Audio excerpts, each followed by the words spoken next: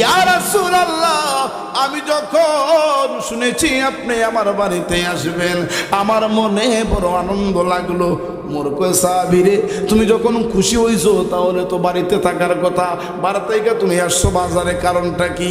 নবী তোমারে ধরছে, আবার কাফেররা নবীরে গালি দিছে। সাহাবীটা চৌকের পানিগুলা সাইরা দিয়া কান্দে।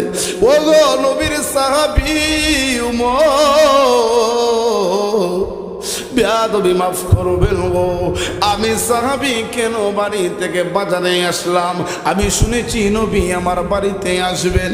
উমর, আমি শুনেছি নবীজির হাদিসে মুবারাকার মধ্যে নবী আমার বলে দিয়েছেন, যেই ব্যক্তির শরীরের সাথে রে আমার নবীজির সিনা মুবারক, আমার নবীজির শরীর মুবারকের সাথে যার শরীরের অংশটুকু লাগবে রে, ওই